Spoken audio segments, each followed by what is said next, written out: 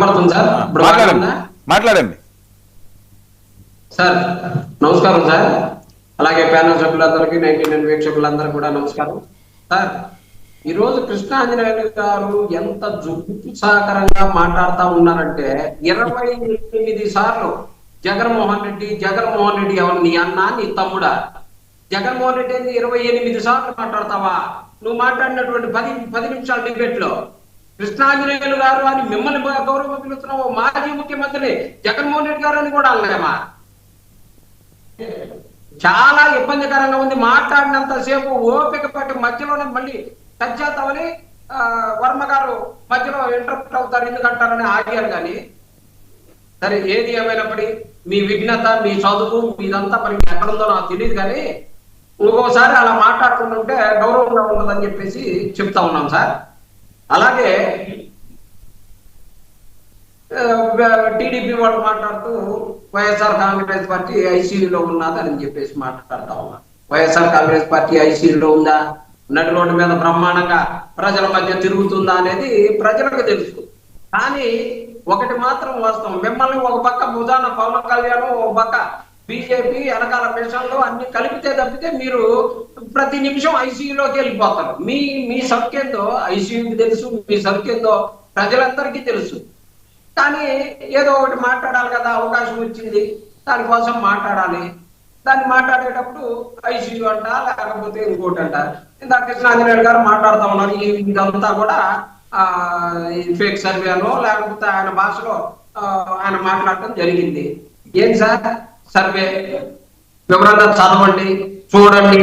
ఎక్కడెక్కడ వాళ్ళు సర్వేలు చేశారు, వాళ్ళు 100 మంది ప్రజల్లోకి వెళ్ళి ఇన్ఫర్మేషన్ తెచ్చుకున్నామన్నారు. వాస్తవమా కాదా? మనం మాట్లాడే వరకు మనం మాట్లాడవచ్చు. కానీ ఒక్క సెకండ్ తోటి అది నేనైతే నమ్మనండి అనగానే కృష్ణాంజనేయులు గారు నమ్మంగానే ముఖ్యమంత్రులు అయిపోయినట్టు, నమ్మకపోతే ఆగిపోయినట్టు కృష్ణాంజనేయులు గారు మాట్లాడుతూ ఉన్నారు. అసలు ఈ సర్వేలు ఎందుకండి అని చెప్పేసి మాట్లాడుతూ ఎప్పుడో 4.5 ఏళ్ల తర్వాత అంటే యూనిట్ టెస్టులు, మనకి ఆఫర్లీలు ఇవన్నీ ఎందుకు పెడతారు సార్? పిల్లలందరూ కూడా ఎలా చదువుకున్నారు ఏంటి అనేది, ఎక్కడెక్కడ ర్యాంకులు వస్తున్నాయి, ఏం జరుగుతుంది అనేది తెలుసుకోవడానికి పెడతారు. ఆ మాత్రం కూడా సర్వే 1-2.5 సంవత్సరాల తర్వాత ఒక సర్వే వస్తే ఆ సర్వేను కూడా మంచి స్వాగతించారు. వాట్ ఎవర్ ఇట్, ప్రభుత్వానికి చెప్పండి, అయ్యా మీ పరిస్థితి ఇలా ఉందంట, ఈ సర్వే వచ్చింది, బాగు చేసుకునే అవకాశం ఉంది, బాగు చేసుకోమని చెప్పేసి చెప్పాలా? లేకపోతే ఇదంతా వేస్ట్, ఇదంతా ఫేక్ అని చెప్పేసి మాట్లాడతారా?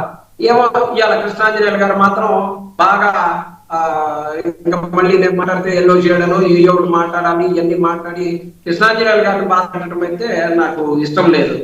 అలాగే ఇందాక జోగి రమేష్ గారి కుటుంబానికి సంబంధించినటువంటి మాట్లాడదాం. ఇది అయిపోయిందా? ఈ ఎపిసోడ్ అయిపోతే అది కూడా మాట్లాడదాం. కృష్ణవేణి గారు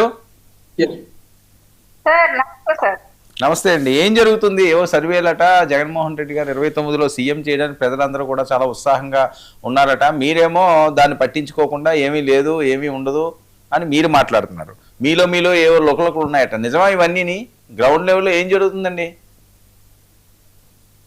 సార్ వర్మ గారు, మీకు అలాగే 99 వీక్షకులకి మరియు ప్యానెల్ లో ఉన్నటువంటి ఇతర సభ్యులందరికీ కూడా నమస్కారం సార్. నమస్తే సార్. మాకు దుఃఖనకులు ఏంటి సార్? మాకు జనసేన, టీడీపీ, బీజేపీ కలిపి కూటమిలో గెలిచాము.